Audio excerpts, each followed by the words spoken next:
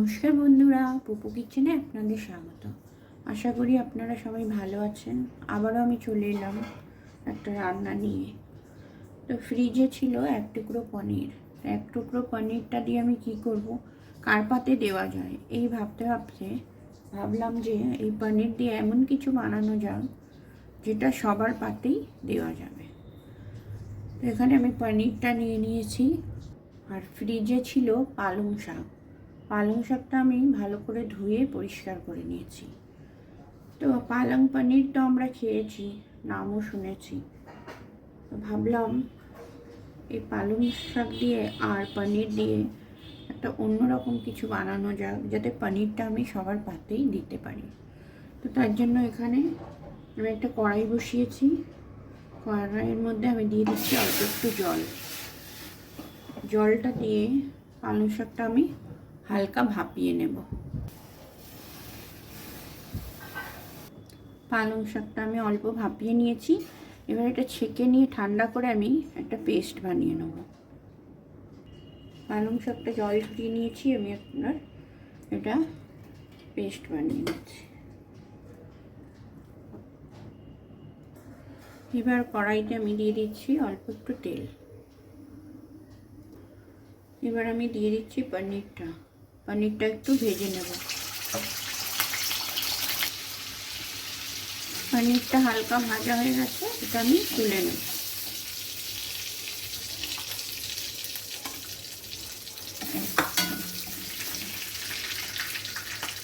এবার এই তেলেই আমি দিয়ে দেব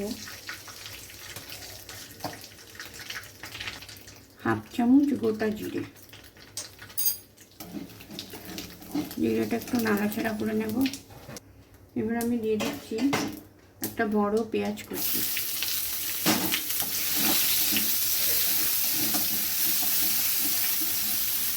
পেঁয়াজটা একটু ভাজা ভাজা হয়ে গেছে, এবার আমি দিয়ে দিচ্ছি কয়েক রসুন কুচি করা।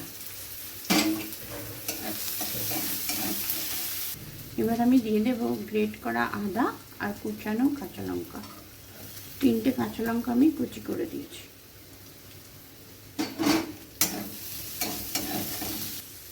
এবার আমি দিয়ে দিচ্ছি একটা বড় টমেটো কুচি।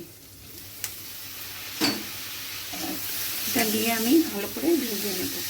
যতক্ষণে মশলাটা ভাজা হচ্ছে, আমি যে পনিরটা ভেজে রেখেছি এটা হাত দিয়ে একটু মেখে নেব। হাত দিয়ে একটু গুঁড়ো করে নিলাম।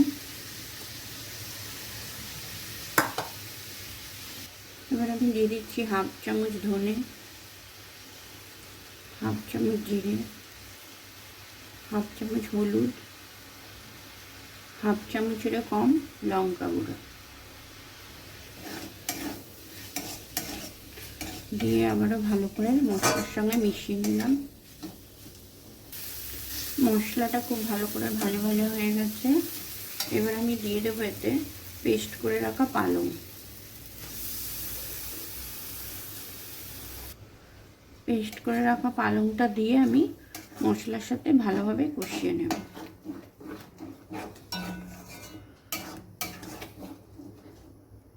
এবার আমি দিয়ে দেব পরিমাণ মতো লবণ।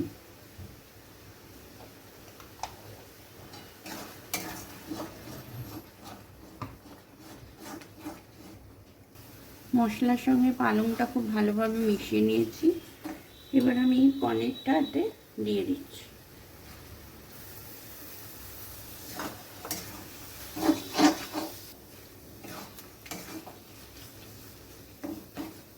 পনিরটা দিয়ে আমি ভালোভাবে মিশিয়ে নিলাম।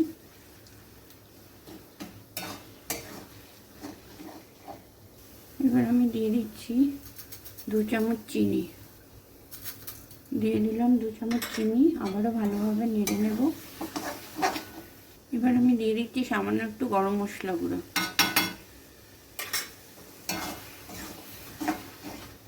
এবার আমি দিয়ে দেবো 1 টুকরো বাটার।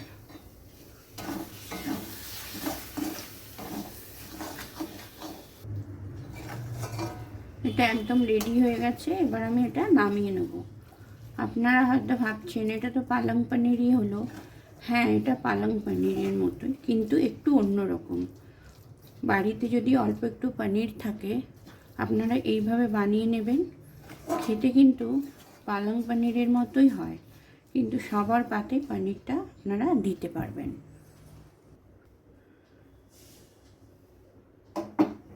তো তৈরি হয়ে গেল পালং কিমা পনির। রুটি, পরাঠা, লুচি সব কিছুর সাথেই এটা ভালো লাগে। তো আজকের মতো টাটা।